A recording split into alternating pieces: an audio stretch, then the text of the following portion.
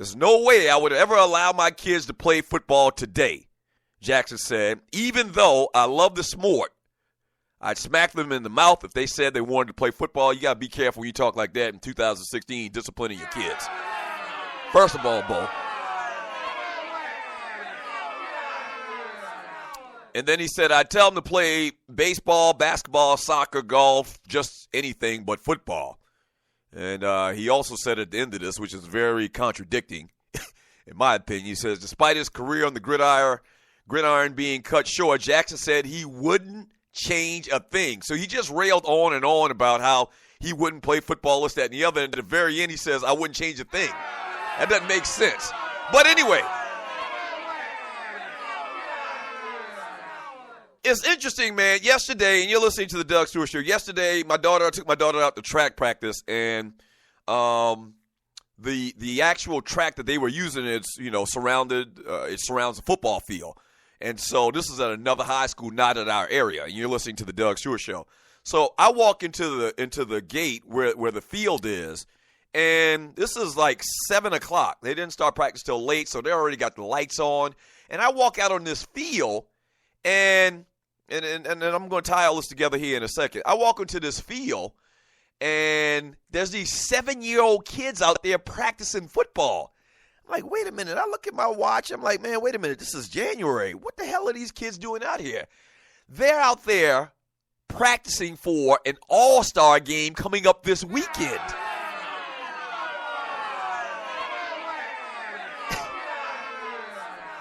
Now, keep in mind, these kids are like 6, 7 years old. They're the type kids, the age kids, where their knee pads are like touching their ankles. And there's this bruh I know that's sitting out there, and he's got a chair, and he's sitting by the fence, and he's watching it. And I walk up to him, and I says, bruh, why the hell are these kids out here playing football? And he says, bruh, I was saying the same thing. Me and this young lady that was standing by him, we were talking about the same thing. Why are these kids out here at this young age, playing football? And the thing, and the reason why is because football has become our national pastime. But it's funny that whenever you talk to anybody that played the game, back in the day, more than a couple of years and were halfway decent at it, maybe played college football, maybe played in the NFL, like they're all directing their kids, not to play football. Which is crazy. The same guy I was just telling you about, and you're listening to the Doug Stewart Show, the same guy I was just telling you about, he played college football in West Georgia. I mean, big, burly dude, strong dude. And he was like, yeah, I want my kids to run track. I'm not having them play no football, this, that, and the other. And the funny thing is when I look at football today, and I'm going to talk about the comments about Bo here in a second, but when I look at football today, man, and I watched those kids yesterday on that field at 6 or 7 years old, just running into each other, and they don't even have really awareness at that age. But when I watch football today in general on TV, in the NFL and in college, and if you played the sport, man, and tell me if you agree with me or not, but I watched the game today, man, and some of the hits that they make, I know that we made the same hits, and there were the same big hits back when I was playing and even before. And really to a much greater degree, because now back then, you could get away with headshots. You could get away with spearing for the most part. As a matter of fact, those things were applauded. So I know the game was just as physical as it is today.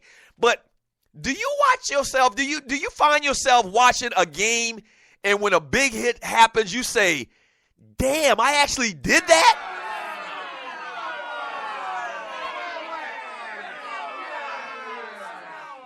Like, I look at a lot of these hits, like every Sunday, every Saturday, college football, NFL, and you're listening to the Doug Stewart Show. I look at these games, man, and literally, 5 to 10 times a game, I'm like, oh.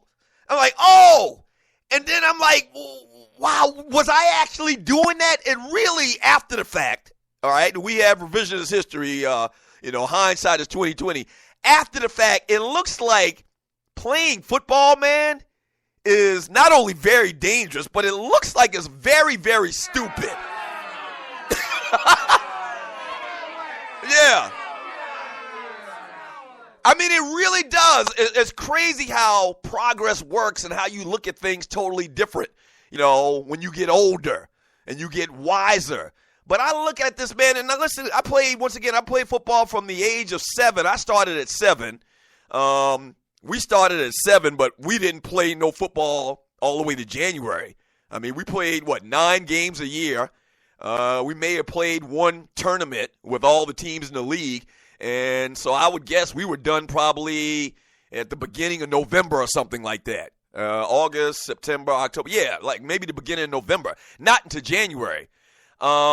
But I look back, man, at all these at these big hits, and I'm like, man, that's crazy. And you can listen to the episode of Chop It Up that I have on the DougStewartShow.com for premium members, man. Dorsey Levens says the same thing, that he does not want his son to play football. My brother said that over and over and over again. Dorsey played a long time in the NFL. My brother played 5 years in the NFL. The guy I talked to yesterday at the league said the same thing. He's not going to have his kids play football. Here's the thing about that, and you're listening to the Doug Stewart Show, as it pertains to what Bo said. It's easy to say that now after the fact. It's easy to say that now after the fact. Well, I'm going to steer my kids away from football. But what happens when they get in high school and maybe they were playing soccer or whatever, or they were playing badminton, or, they were on the chess team or something like that, and they go to a Friday night game and they see, that the chicks dig the football players. And, you are an athlete, so you're a pretty good chance that your son wants to be an athlete. You're not going to tell your son he can't play football. So I think that we really got to pump our brakes with this conversation, and Bo is adamant about it, which he clearly contradicted himself at the end, saying he wouldn't change anything after saying all of this stuff before, but he would. But I think that when we get older, that we got revisionist history, man. The reason why cats play football is because we love the game. We love the game. We love the contact. The camaraderie of the whole thing, man. I know personally I wouldn't change a damn thing. Now, am I going to suffer because from this CTE thing, later in life? Hell, I'm suffering from it right now, I believe. What?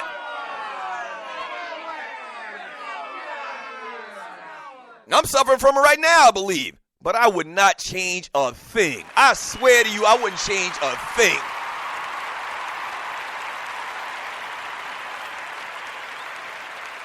I wouldn't change a thing. I swear I wouldn't change a thing, man. And, man, I mean, it's easy to say now, but we love the sport. They're trying to make the sport safer. Bo Jackson has been afforded a lot of things in life. Can you imagine if Bo Jackson didn't play football or baseball? Like, what would he be doing? I mean, there's nothing wrong with hard work and going out there and earning a living like everybody else. Like Bo Jackson, may have been like a factory worker or something like that. He's from Alabama, in the country where I'm from. Everybody graduates high school. If they don't go to college, they get a job at a factory. That's where I'm from. That's where everybody does. And if you get one of them jobs, you're considered lucky, okay? And you keep the job for 30 years, hopefully. And then you retire, you buy your Cadillac and you ride around all day and you go hunting and you fishing and then you die, okay? So Bo Jackson has been afforded a lot of opulent things in his life because of his success playing football. And if his son or your son or anybody's son said, I want to play football, you can't tell them no. You can't tell somebody they can't do anything like that. It kind of reminds me of the movie that I saw the other night with Denzel and Viola Davis, Fences. I'm not going to tell you about it, but it had something to do with this type of conversation. And it's just crazy, man. It's just crazy because Bo saying he doesn't want to play he wouldn't play football. He don't want his kids to do it. You've heard story after story after story after story saying the same thing from many of the most prominent athletes ever. You see these cases where athletes are taking their lives. Junior Seau.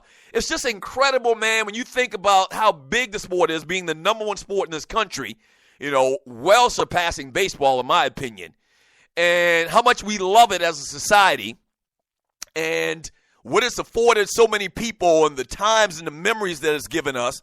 And now you have people that basically owe everything they have in life to football, saying, I don't want anything to do with football. I don't want my kids or anything to do with football. Very, very interesting conversation, man. What are your thoughts, man? 404-382-0338. You can also email me at Doug@thedougstewartshow.com. It's just, it's crazy, man. It's absolutely crazy when I watch these games, man, and knowing that I went through the same thing once again. Year after year after year. I started playing football at the age of 7 once again. I didn't stop playing till I was like 20 or 21 years old. I played 2 years of college football. And knowing that the hits back then were just as hard or maybe harder. I can remember a couple of hits that I took specifically, like when I was in the 5th grade. Like in particular. Like I can tell you who hit me, where it was at, what was going on. There was one particular hit that I took, and if anybody from my hometown that played with me, Little League football, man, when I was like in the 5th grade playing for the Monks Corner Cowboys, my homeboy Junior Duncan, they had us doing the Oklahoma drill. Like they don't even do the Oklahoma drill no more. Okay? What the Oklahoma drill is, for people listening, the way they used to do it back then, they do in past years, more past recent years, they kind of sanitized it a little bit. But when I was growing up, the Oklahoma drill was basically they gave the ball to a running back. They're facing each other, a running back and a linebacker or a defensive end or whatever, and they run into each other. Yeah, you heard me. Like there's no real try to put a move on them or whatever. I guess you are supposed to do that, but the way it came across when we were growing up is we want you to run into each other. And, man, my homeboy put his head down. I put my head down, and like the crowns of our helmets butted each other. And we both went backwards, and we both were out, laid out. And I'm talking about a 5th grader, okay? And that happened year in and year out. And it's just crazy when you think about it, man. It's absolutely crazy that these athletes now have this knowledge and are so persistent that they wouldn't let their family, their kids, play football. Very, very interesting stuff, man. Bo Jackson. And you know what? That's big because Bo Jackson said it. You know, a lot of athletes have come out and basically rebuke football. Not all of them, though, are as prominent. Not many of them, you know, are as prominent as Bo Jackson. So, you know, mothers, fathers that grew up watching Bo Jackson, they have kids now. I think that's going to have an effect. And a lot of athletes have been saying it. But when Bo Jackson says something like that, when Bo Jackson, Heisman Trophy winner, Kansas City Royal, Los Angeles Raider, or Oakland Raider, whatever Raider he was, when Bo Jackson says it, has a lot more weight, man. What are your thoughts? 404-382-0338. You can also email me at Doug@thedougstewartshow.com. When we get back from the break, man, the Chargers got their man. The Rams got their man. We'll talk about it up next. We'll read some of your chat. This is a fantastic, freaky, funny Football Friday, and you're locked and loaded and listening to The Doug Stewart Show. Don't go away. Back in 3 minutes.